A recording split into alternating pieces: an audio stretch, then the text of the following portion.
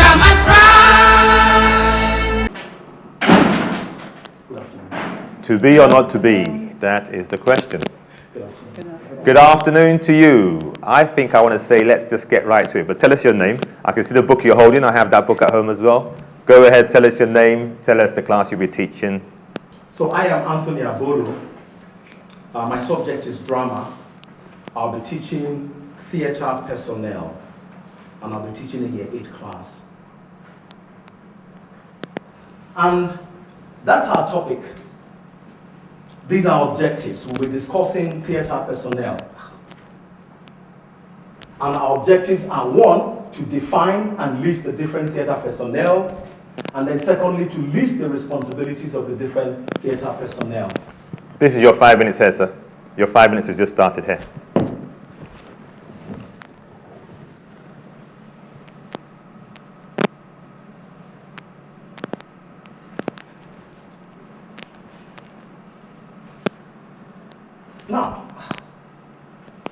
Now, can anyone tell me what this is?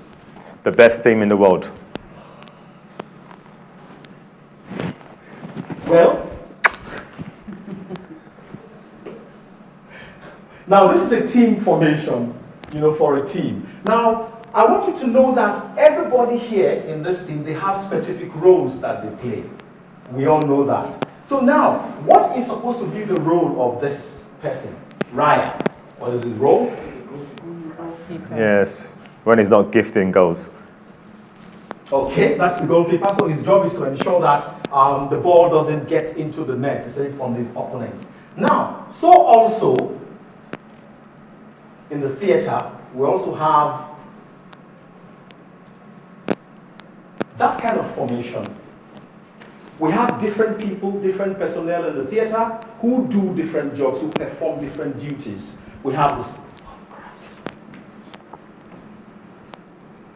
We have the stage manager, we have the set designer, we have the house manager, choreographer, props manager, makeup designer, costume lighting, and so on and so forth. Now that brings us to defining theater personnel. What is theater personnel? Okay, all the people who work in the theater. Okay, fine. All the people who work in the theater. That's good. But anyway, it is the department of the theater that deals with employees and actors hiring, records, and problems. Now, we'll be looking at some of these theater, like we've already mentioned them before. Now, these are some of them.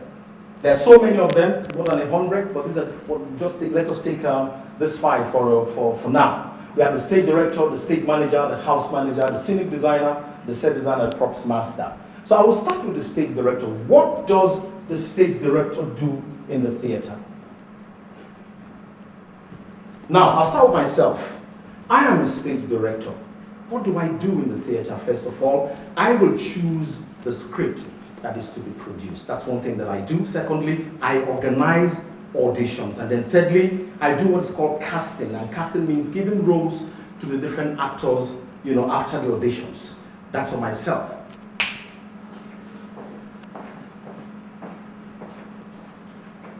I am the stage manager. 1, I'm in charge of rehearsals. 2, I coordinate the cast and crew.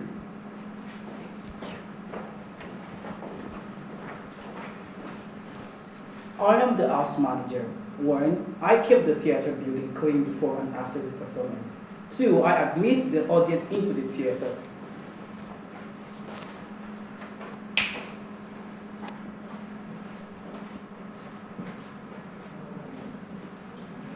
I am the designing and creating. I design and create the set for the movie.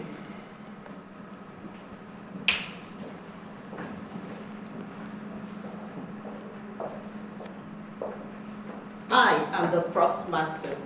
I'm in charge of obtaining all props needed and also help the set designer to dress the set. Thank you. So you have seen some of the theater personnel and the jobs, the functions they perform in the theater. We've talked about the stage director, the stage manager, the house manager, the scenic designer, and the props master. So the stage director is in charge of the whole show. The stage manager manages the cast and the crew. The house manager is in charge of cleaning the theater, making sure it's clean before and after the performance. You have the set designer who helps to design the set, and then you have the props master. Now, let's go back a little bit. We've tried to look at, our topic is theater personnel. That's your time. No, it's not time up. I'm just telling you that's your time going now.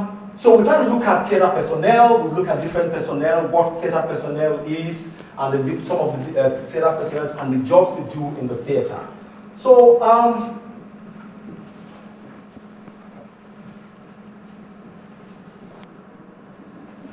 for the next class, you're going to do two things for me.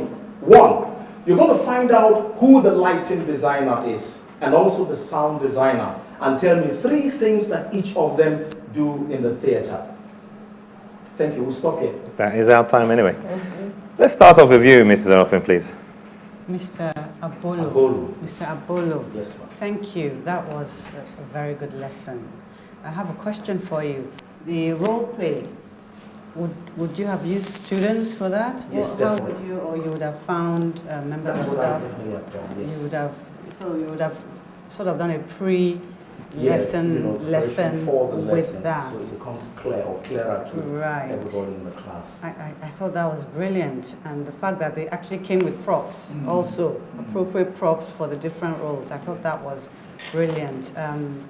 I like the fact that you also used yourself. You know, I think you said I am a stage director. This is what I do. So you used yourself, and then I thought it was a stroke of genius using that picture of Arsenal, because you know people are passionate about things like that. So that, you know, straight off, and then your diction is excellent. Well done. Thank you very much. Thank you very much, Mrs. Arofin. Dr. Christie. Well done, Mr. Abolo. Yeah, thank you very much. When you started the slide, I was actually looking out for where are those personnel. So when I saw them, I became so happy. So thank you. Though there were some slides that you couldn't show us, maybe because of time. Yeah. So we look for those, because those are the catchy things that will make us to stay in your class. Thank you. Thank you very much. Mr. Abolo, I always look forward to your lessons. And as Mrs. Arofin said, clear voice, clarity of voice, good diction, and you have so much going for you. You showed my favorite football team. I won't even tell people what my favorite football team is, unless you guess for my tie, which is partly covered. But anyway, I think there could have been quite a bit more to this lesson. It's a tricky one, because of course you use your own students as role play, but I think the thing that underlines everything I want to say here is that maybe there's too much spoon feeding. Because the question you've got to ask yourself is, have any of your students ever been to the theatre? And even if they haven't been to the theatre, have they been to see a show? Many of them would have been to see a show, especially in your school.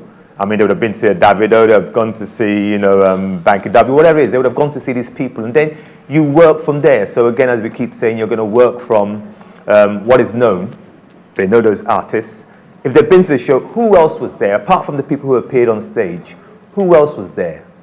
Have a little think. Were there people behind? What were they doing? Oh yeah, there was someone doing lighting, there was someone doing sound. What do you think their role is? So what you're doing is you're tasking them a bit more, in a nice way. You're not trying to ask them questions they can't respond to, but you're going from their interest, like how you really got my interest with the Arsenal football team, and you use that to say, these different people have different roles. Wonderful start, brilliant start. But again, it's that idea of guided discovery. Because you've got everything working for you, you've got a lovely subject, you've got a lovely voice, you've got a lovely way about going about your business, just use it to the full. So your students are always going to be with you.